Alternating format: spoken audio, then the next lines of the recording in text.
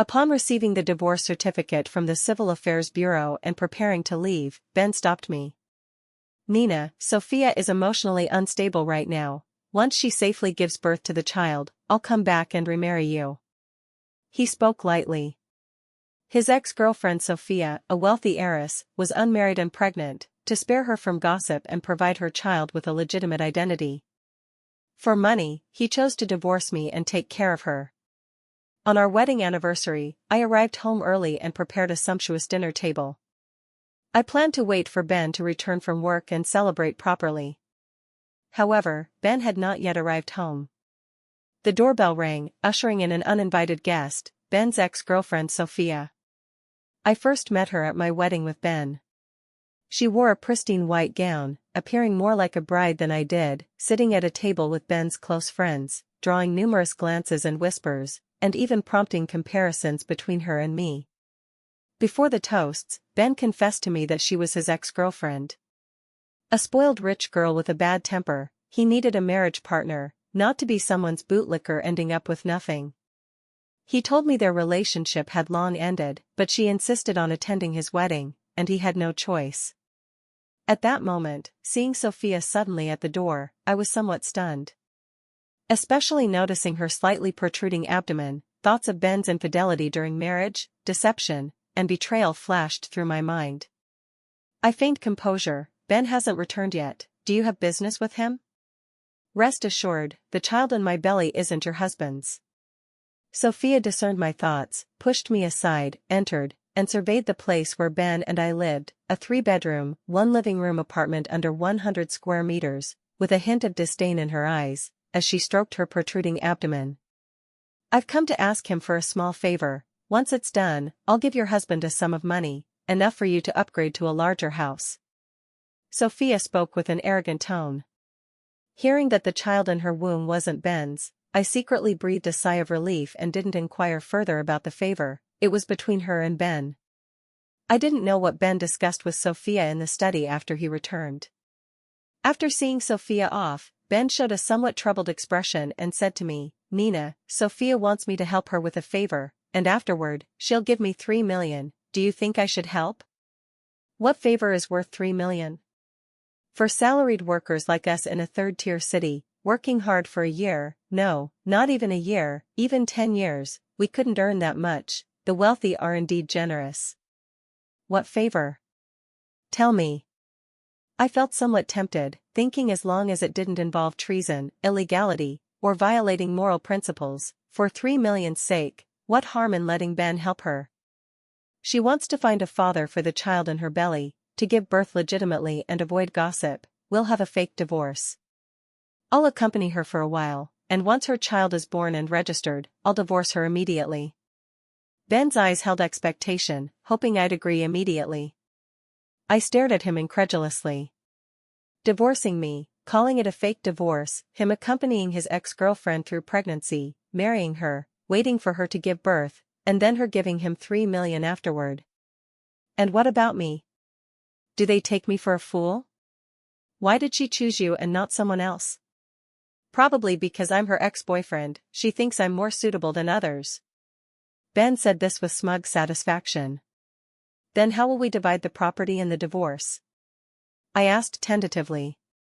"Divide what? It's a fake divorce, besides, we don't have much in savings, the most valuable is this house, our family paid the down payment, your family contributed to the renovation, which isn't much in total." The implication was divorce without dividing property. The property deed had only his name. Of course, he'd agree to such a divorce without splitting assets. Who would protect my rights? "I'll think about it." "Right, don't tell my parents, I don't want them to know." Ben asked me to keep it from his parents, but just 2 days later, my mother-in-law suddenly called me while I was at work. I heard Ben's ex-girlfriend came to reconcile with him, she bluntly stated right away. "She's heavily pregnant with a child. Not to mention, I opposed your marriage to Ben from the start. You're an outsider with only a junior college degree. How are you worthy of my son? Don't mind my harsh words, you've been married for over 2 years, and since you're not having children anyway, better to leave my son sooner." I didn't know where she heard that Sophia was pregnant with Ben's child. Thinking they had latched onto this wealthy heiress, she spoke without restraint, each word piercing my heart. My mother-in-law and I had incompatible personalities, but fortunately, we didn't live together. We only cohabited briefly during holidays. Each conflict was instigated by her, and Ben always sided with his mother, saying I was immature. I pressed the record button and confirmed with her again, "Are you sure you want Ben to divorce me?" "Of course. Ben's father is too embarrassed to say it, so I'll tell you straight, our family can do without you, but not without the child." "You mean I'm less important than the child in Sophia's belly?" During our 2 years of marriage, Ben's mother constantly urged us to have children, saying she'd raise them and we wouldn't need to worry. But Ben and I wanted to wait until we had some savings, which was a point of conflict between her and me. "That goes without saying, hurry up and divorce Ben, don't drag it out, lest it affects our preparations for Ben and Sophia's wedding." Ben's mother spoke as if it were obvious, commanding, "Sophia's family is wealthy, unlike yours, stingy and petty. They didn't even prepare a substantial dowry for their daughter. Your father died early, and his compensation must have been at least $1 million or so, yet your mother only contributed to the new house's renovation, still holding 70 or 80,000, and she wasn't willing to spend on your wedding." I moved the phone away from my ear, disgusted by Ben's mother's words. She had actually coveted my father's compensation and calculated how much my mother had left. Like mother, like son, I had to plan for myself. That evening, I pushed the drafted divorce agreement in front of Ben. "If you agree to sign, tomorrow we'll go to the Civil Affairs Bureau to handle the divorce procedures. There's still a 1-month cooling-off period." Ben carefully read the divorce agreement, his face changing instantly. He slammed the table, stood up, and yelled at me, "What do you mean? You don't trust me? Didn't I tell you it's just a fake divorce, yet you want me to compensate you with 500,000? Seeing his furious expression, as if he wanted to devour me, my heart grew colder. "You're angry over this? Ben, have you ever loved me?" "Of course I love you." Ben replied immediately. "Why can't I feel your love?" I stood up and met his eyes. "Ben, I'm scared, afraid you'll abandon me. Why can't you give me some security? Didn't Sophia say she'd give you $3 million afterward? At least half of the money you earn from her is mine. What's wrong with me asking for 500,000 in advance?" A trace of annoyance appeared on Ben's face. "You don't trust me. Nina, you're my wife, husband and wife are one." I looked at him calmly. "Is 500,000 a lot?" At the wedding, because I was marrying far away, my mother, considering his parents' hard work and their younger son in college, symbolically went through the motions without demanding a bride price from the Tang family. His mother gleefully boasted at the wedding that her eldest son Ben was capable, marrying a wife without spending a dime. Her words made my maternal family uncomfortable. My mother spent over 200,000 on renovations. After marriage, most of your salary subsidized your parents for your brother's education. When rebuilding the old house, your parents couldn't afford it, so they sent your uncle and third uncle to our home to take 50,000 from me. Last year, your brother borrowed another 20,000 from me for his postgraduate entrance exam. This isn't even a detailed account. One must have a conscience. You've never given me a penny. All household expenses were from me." Ben gritted his teeth. "Fine. I'll borrow money to gather 500,000 for you." Ben started a cold war with me, brazenly calling Sophia in front of me on speakerphone. "Nina demands 500,000 first before agreeing to divorce me." 500,000, trivial, it's not even 10 o'clock, come over and get it." Sophia's coquettish voice came through. "Now? Okay, I'll come right away." As if to spite me, fearing I couldn't hear, Ben emphasized his last words heavily, grabbed his coat, didn't glance at me, and slammed the door shut. Bang! The door closed heavily, as if pounding on my heart, tears uncontrollably falling. That night, Ben didn't return at all.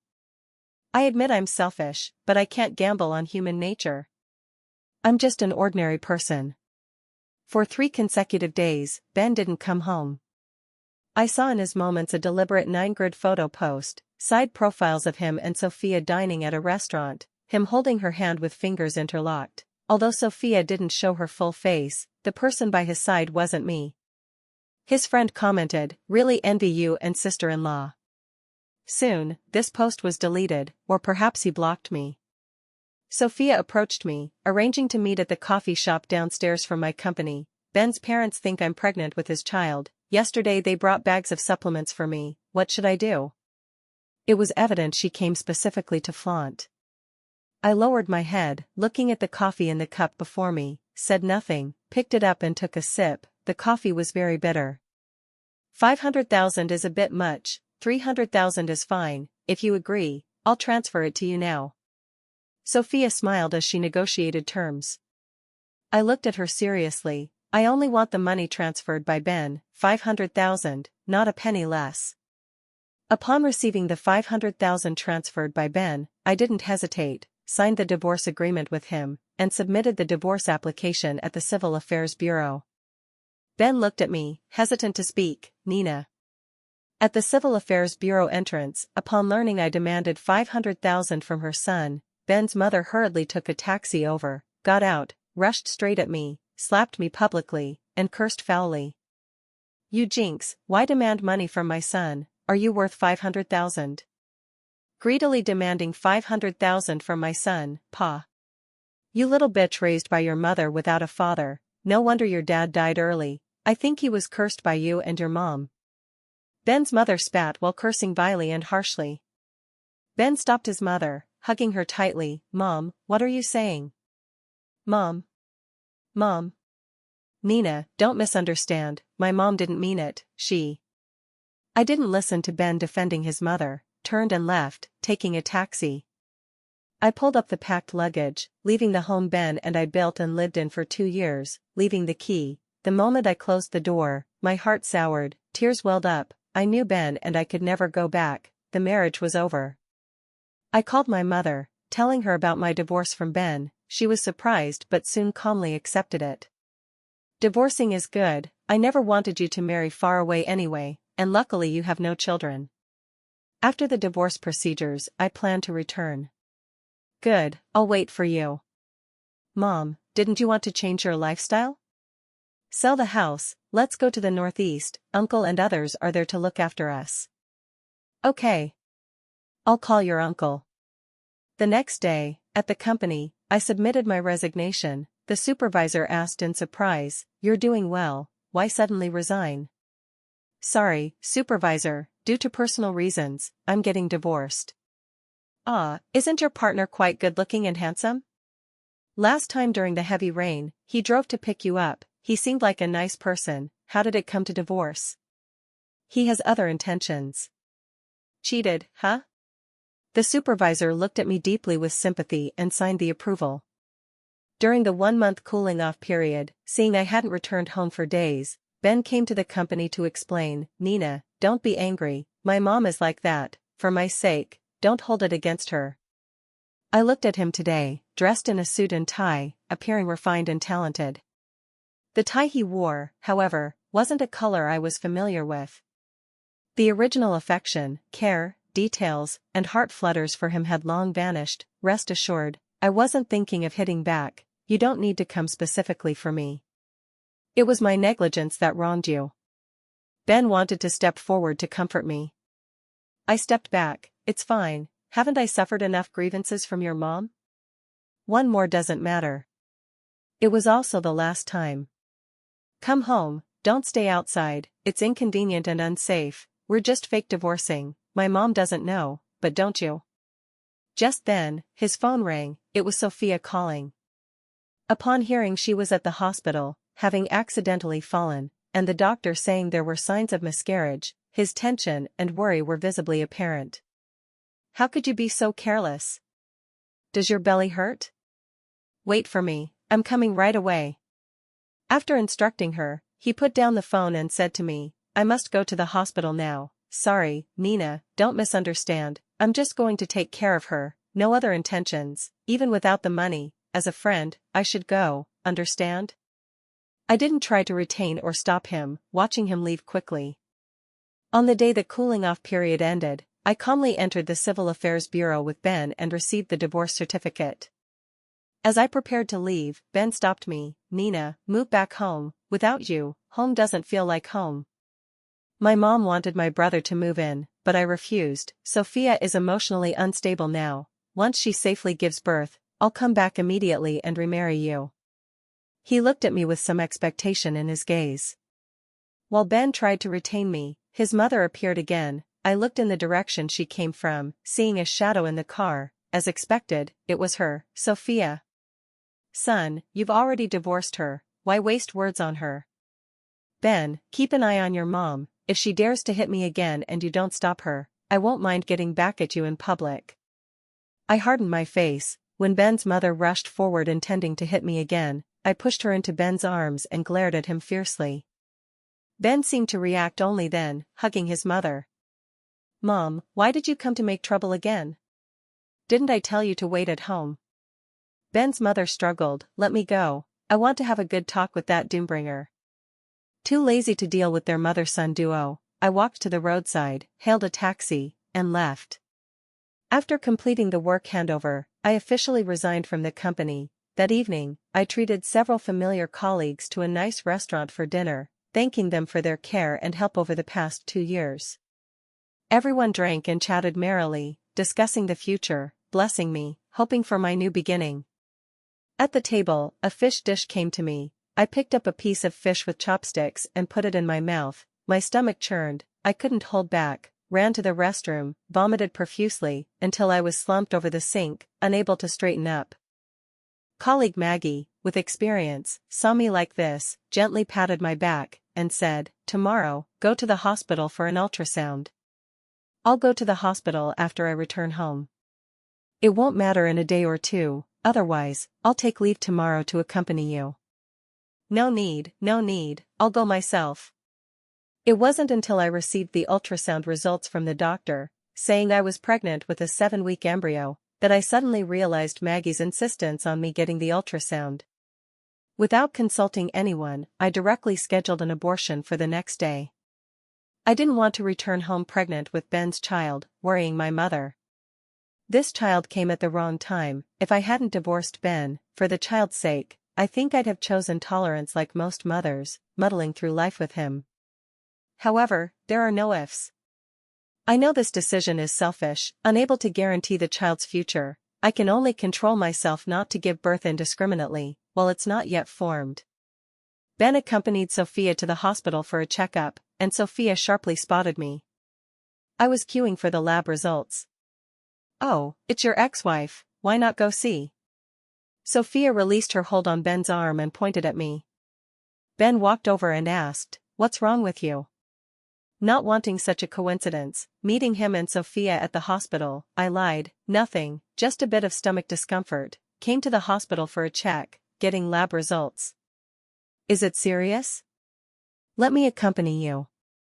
Ben showed a gentle, caring side, as if we were still married. "No need, I can do it alone, you go with her." I didn't want any more entanglement with him. Sophia timely approached. Today she wore a loose skirt, her belly noticeably larger, flat shoes with buckles on her feet. She glanced at me and said sarcastically to Ben, "What a coincidence, I'm here for a checkup, and your ex-wife is too. Not stalking us, is she?" "You're overthinking, I'm not that idle." When it was my turn, I got the lab sheet and turned to leave. Sophia snatched the results from my hand, looked, and her face changed drastically. She quickly concealed it, not letting Ben see the words on the lab sheet, and sent him away. "Go to the car and get my bag, it is last time's check sheet, the doctor might need it." Ben looked at her, then at me, and turned to go. Once Ben left, Sophia revealed her true colors. "You're pregnant?" "Ben's?" I stepped forward, snatched the lab sheet back, and slapped her crisply across the face. "None of your business." "Sophia, that time at the Civil Affairs Bureau entrance, you deliberately called Ben's mother, right? Watching me get hit made you feel good, didn't it? You dare hit me?" Sophia, slapped by me, glared viciously. She tried to retaliate, but I grabbed her. If not for her being pregnant, I wouldn't have stopped at one slap. "Yes. I called Ben's mother, what about it?" "Let go. If Ben sees you like this, do you think he'll still want you?" She threatened me with Ben. How ridiculous. He and I are already divorced. Surrounding people cast surprised glances. I flung her wrist away, without much force. Sophia, as you wished, Ben and I have come to this. I hope you know when to stop. You dare hit me, I won't let you off. Ignoring Sophia's clamor, I took the lab sheet to the gynecology department for the scheduled abortion, signed the informed consent. Lying on the cold operating table in the surgery room, feeling the bond in my abdomen being removed by surgical instruments. After the surgery, I lay in the recovery room for a while. As the anesthesia wore off, pain surged, my lower abdomen aching. The doctor instructed me on post-abortion precautions: don't touch cold water, avoid spicy foods, rest more at home, bed rest for the first 3 days, drink more porridge, delay bathing for a few days. I listened attentively. Suddenly, Ben's mother burst in, yelling, "Damn you, you jinx, who allowed you to abort? You compensate my grandson." The doctor was startled by the sudden madwoman like Ben's mother. "She is your ex-mother-in-law, I've divorced her son." Ben's mother caused a scene in the hospital. She still wanted to hit me, but with doctors and staff protecting me, she couldn't. Resorting to desperation, she smashed things on the doctor's desk to vent. She repeatedly demanded I compensate her precious grandson, to pay $500,000, cursed the doctors as unscrupulous, called me black-hearted. Whatever was vile, she cursed, she was simply a shrew. The doctor had no choice but to call the police. Ben, leaving Sophia, rushed to the police station, saw me, stood in front, and said heartbrokenly, Why didn't you tell me you were pregnant?" His eyes reddened. In front of the police, he tried to pull me but I shook him off. "Telling you or not, does it make a difference? Stop pretending, Ben. If you'd been even a bit better to me, letting me feel hope, I wouldn't have aborted the child." "I didn't know you were pregnant. Didn't you say your stomach was bad?" "I really didn't know you were pregnant." Ben shed tears. I stepped back 2 paces, not believing his tears. "You don't know how your mom found out?" "She ran to the hospital, yelling to hit and kill me, demanding compensation. Opening with $500,000, is the child Sophia's carrying really not yours?" "Your whole family, don't take me for a complete fool." Ben explained to me, I didn't know what my mom did. Suddenly seeming to think of something, he stared at me intently, asking concernedly, "Did she hurt you?" "Sorry, I know, all along, my mom has wronged you a lot, it's my incompetence, but I truly love you, Nina, you have to believe me. The child Sophia's carrying isn't mine, really not, I guarantee." At this point, he still said he loved me, that Sophia's child wasn't his. What could that change? "Your mom likes Sophia a lot, just follow her wishes and live with Sophia." I left the police station. Ben chased out, "Nina, you must believe me, the child Sophia's carrying really isn't mine. I agreed to her, to take care of her, just for the money, so we could have money later and live better." "It really is for the money. Nina, believe me, okay?" Seeing his urgent manner not seeming fake, I endured my physical discomfort and straightened his clothes. "Ben, you're a good person, filial to parents, helping your brother, considering the family, your parents must be proud of you. No matter the future, I hope you see things through, don't waste previous efforts." "What?" Ben momentarily didn't understand my meaning. I hailed a taxi and said to Ben, "Go in and pick up your mom, don't let her wait anxiously inside. Nina, you just had an abortion, you need care, come home, I'll take care of you. Once you're recovered, we can have children later." At that moment, I believed he still had me in his heart. But we couldn't go back. "Go pick up your mom, I'll take care of myself." I returned to the temporary residence and rested for 2 days. Once Ben and I rented here, had some beautiful memories. When I dragged my luggage to find the landlord, telling her I wanted to stay a bit longer, about a month, she agreed. After 2 days of takeout, on the 3rd day, I booked a sleeper ticket home for 4 days later. Jason's call came, I answered. "Sister-in-law, do you have money left? Lend me some more, I've got a girlfriend." "What for borrowing money?" I didn't believe he was unaware of my divorce from Ben. My girlfriend is pregnant, she doesn't want the child, wants to abort. You know my parents, if I ask them for money, they definitely won't give. Borrowing from me? I've divorced your brother, don't you know? You divorced my brother? When? I hung up. After marriage, I was benevolent to Ben's brother. He not only asked Ben for money but also me, this Ben knew. When Ben left Sophia again to find me, I was carrying a bag of groceries from the supermarket back. You resigned, Nina. Why? Are you leaving? He grabbed me, pressed me against the brick wall in the alley, his attitude no longer gentle, face showing annoyed anger. Why? Didn't I explain clearly enough? I was just going to earn money, it was a fake divorce with you, yet you played for real. He was almost entirely roaring. The bag I was carrying fell to the ground, fruits and snacks spilling out. A passerby, seeing him coercing me, thought it was a robber, screamed in fright, hurriedly took out their phone, and immediately called the police. Do you even have a heart? I misjudged you, Nina. He gnashed his teeth. I looked at his bloodshot eyes. You ask if I have a heart, let me play what your mom said. I took out my phone and played the recording. Are you sure you want Ben to divorce me? Of course. Ben's father is too embarrassed, I'll tell you straight, our family can do without you, but not the child. You mean I'm less important than the child in Sophia's belly? That goes without saying, hurry and divorce Ben, don't drag it, lest it affects our wedding preparations for Ben and Sophia. Sophia's family is wealthy, unlike yours, stingy. Didn't prepare much dowry for the daughter, your dad died early, compensation at least $1 million, yet your mom only paid for renovations, still has 70 or 80,000, unwilling to spend on your wedding. I looked at Ben, heard that? I suddenly pushed him away hard, raised my hand and slapped his face. In his stun, I raised a self-mocking smile. I really should thank Sophia, thank her for giving me the chance to see your mom's true face and calculations. No, I didn't know my mom would say such things behind. Ben seemed heavily struck, his momentum weakening suddenly, staggering a step. There are many things you don't know, always using ignorance as an excuse.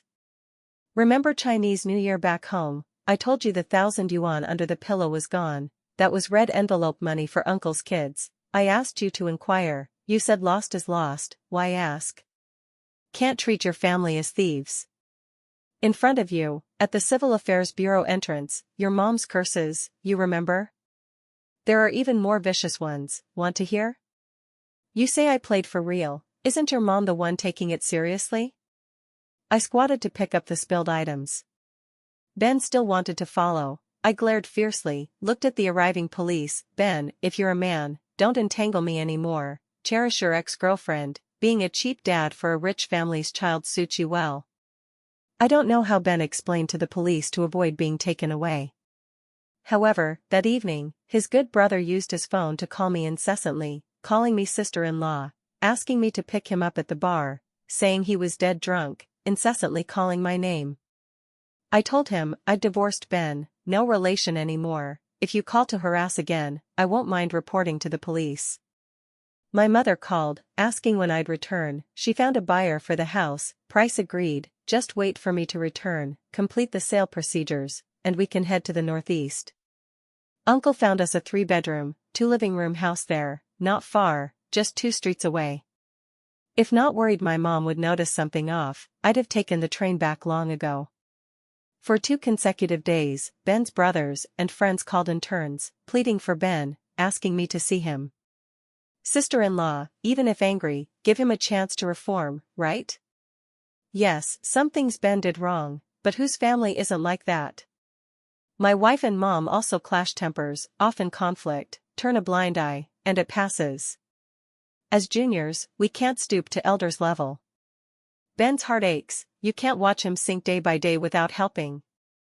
That woman Sophia has impure motives toward Ben, you can't watch her snatch him away. Ben drank himself into the hospital, had his stomach pumped. Ben's good brother called again, begging me to see him. I went to the hospital, following the ward number given, carrying a basket of fruit. Nearing the ward door, hearing voices inside, I slowed my steps. Big brother, why so stubborn? What's good about her?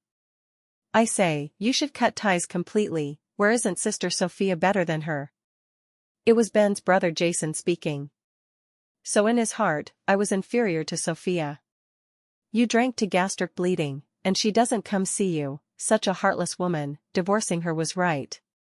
Unwilling to listen further, I carried the fruit basket to the nurse's station. Leaving the inpatient ward, I bumped into Sophia. What are you here for? To see Ben. She blocked my path, accompanied by a man like a driver, both hands carrying supplements. I glanced at her belly. Miss Sophia, what I'm here for has nothing to do with you, right? I remember, didn't you say the child in your belly isn't Ben's? Miss Sophia, I want the truth. From the beginning, were you scheming Ben and me, wanting us to divorce? Anyway, I was leaving soon. She, with her big belly, wasn't worried, daring to block me. What did I fear? I took out my phone. The hospital had surveillance everywhere. Sophia listened and scoffed, not taking my words seriously, boldly admitting, yes, I schemed. What can you do about it? She laughed triumphantly, unconcerned about passers-by's gazes. Only when I, Sophia, get tired and discard something. How dare Ben dump me and marry you? The child in your belly should be his, right? This was my intuition. My sixth sense told me, for a paranoid person like Sophia, unmarried and pregnant, it must not be a stranger's seed. Mentioning the child, Sophia laughed more unrestrainedly. The child in my belly indeed isn't his, but I lied to him, saying it is. Otherwise, why do you think he'd willingly accompany me to birth the child, content to be the father? Doesn't he know you lied? I didn't know which of this woman's words were true or false. By intuition, this paranoid woman was capable of anything. Better to stay far from her. I silently stepped back 2 paces, widening the distance, looked up at nearby surveillance, but unexpectedly saw a figure approaching, Ben's mother. Even if he knows I lied, what can he do? Really can't tell. Your heart is ruthless, getting the lab sheet knowing you're pregnant. I thought you'd keep the child. Aren't you afraid Ben's mom finds out the child isn't Ben's? I asked deliberately. Afraid of what? That snobbish old hag annoys me to death. Ben's mother heard every word Sophia said to me. The insulated lunch box in her hand fell to the ground, spilling dishes, rice, and soup everywhere. What did you say? The child in your belly isn't Ben's? Ben's mother stared fixedly at Sophia's belly, questioning loudly, you're not pregnant with Ben's child, whose then? You slut, I treated you sincerely, yet you badmouth me behind my back. She said, then looked at me, pointing, and you. The one I aborted was Ben's child.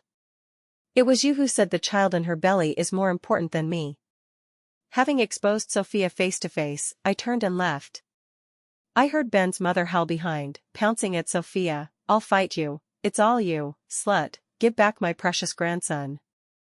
Stop her, quickly stop her. Sophia screamed, protecting her belly and running. The man with her quickly put down his things and stepped forward to block the maddened Ben's mother.